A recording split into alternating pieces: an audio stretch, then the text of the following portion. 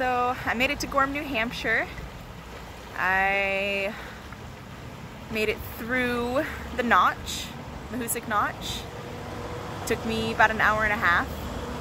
That's technically the hardest mile on the trail.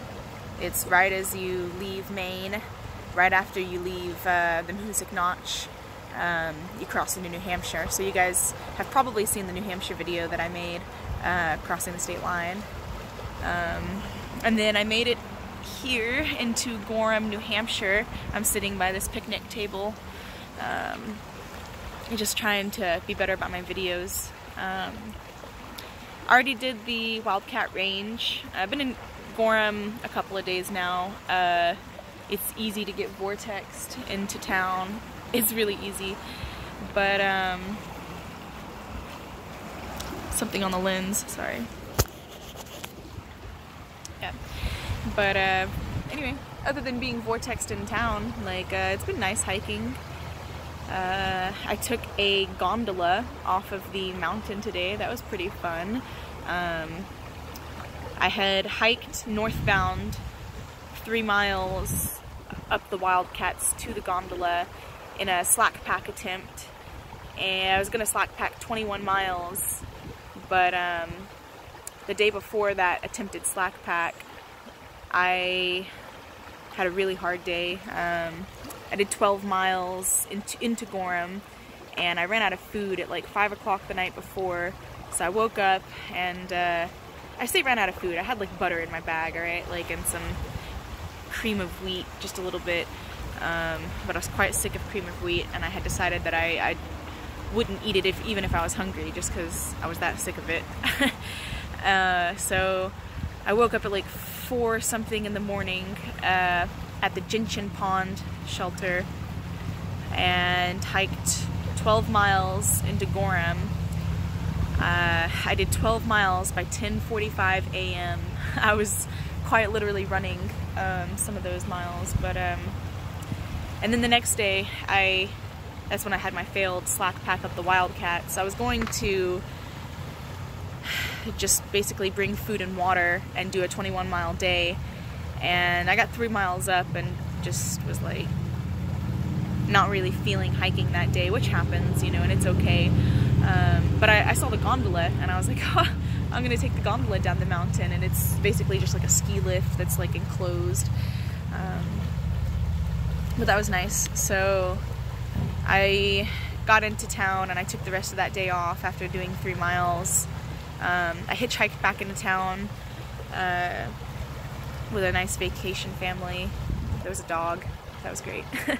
And then I zeroed the next day, which means I just stayed in town and I didn't hike any miles, trying to kind of recoup a little bit. And then I started out southbound again on the Wildcats, and I did that 18-mile section I hadn't completed out of the 21 miles.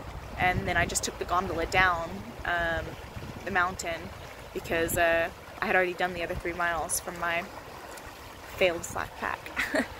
So anyway, the Wildcat mess is behind me now. They were beautiful. Lots of really good sunny days. Apparently there's only 35 days of good weather on top of the presidentials, which is the next mountain range we're about to go up. It's the Whites. Really some of the best views on trail. You can see a couple of states, you can see a couple 100 miles on a clear day up there. And the past 3 days we have had absolute clear weather, and we missed our chance to go up the mountain with clear weather. There's supposed to be a little bit of a rain chance tomorrow, but the day after, if we get lucky, we might still get some nice weather on top of Mount Washington. Apparently it's really a dangerous place to hike because the weather can change so drastically. Basically you have a couple of airstreams that are like coming together right on top of the mountain. There's like cold air coming up from Canada and like warm air coming up from the south, and then like air coming in from the right and the left, and it all just meets on top of the mountain and creates these massive changes like instantly. I think the record wind speed up there was like 270 or 80 miles an hour, the record. So it can be pretty pretty wild up there. We're hoping for good weather. Yeah. Back in Gorham, had McDonald's for lunch, stopped by the post office. I have been swapping some gear out. So when I started, I had my Thermarest sleeping pad, which was my inflatable sleeping pad. I probably showed you guys in my first gear video that I made.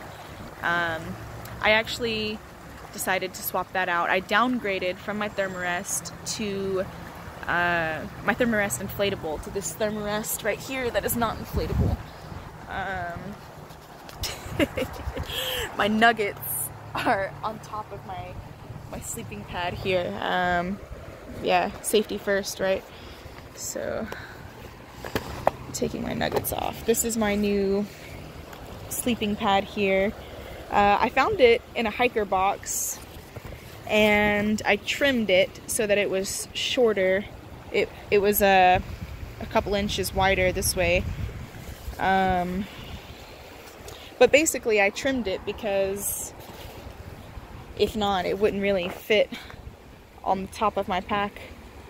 So, yeah. But I decided to switch to that sleeping pad basically because one of my goals while I was out here was to stretch every day and practice my yoga and contortion while I'm on the trail. And I realized that the sleeping pad would be better to switch out to save weight for one, and then two, it would help me obtain my goal because I can lay that on anywhere I want as opposed to my inflatable one, it would pop. So it was kind of a no-brainer, and I got it for free, which was also great. They have hiker boxes, which is basically boxes at any kind of like hostel or sometimes like post offices or central places in town where the trail passes through, and hikers just leave things that they don't want, maybe half full fuel canisters, rain gear, I don't know, random items that they just decide that they want to give away instead of nailing home. And sometimes you can score some great stuff out of there. You can score food out of there. I scored that sleeping pad out of there. Baby Rock got a pair of gloves. You can find like really nice like food in there. Sometimes people will send food to themselves and then decide that they're sick of it and don't want it and just give it away to other people. So you can really score some great stuff in there. But yeah, so part of my gear swap was my sleeping pad, and then I was carrying around a 2-pound battery pack, which I was borrowing from my sister, and it was great, you know, but I realized like I was just never using that much battery, and so I sent it home. So I got rid of 2 pounds there. Literally, that battery pack was heavier than my tent, my sleeping bag, and like my sleeping pad combined. Like my 3 main things, like literally that battery was just so heavy, and I can notice it when I'm walking, like not having that battery anymore. But you know, thank you to Vanessa for letting me use it, but I'm glad to have it gone. So I sent that home, sent my sleeping pad home. I sent one of my dry sacks that was carrying the battery home. I got rid of a couple other things, but I think I've shed almost 4 pounds out of my pack now, so I'm really excited. Whenever I weighed the last stuff that I sent home, it was 3.6 I think, and then my sleeping pad changing and sending home that stuffed sack, I want to say it's at 4 pounds now, but I haven't got to weigh it, so it's no telling. But that might bring my base weight closer to ultralight at 10 pounds.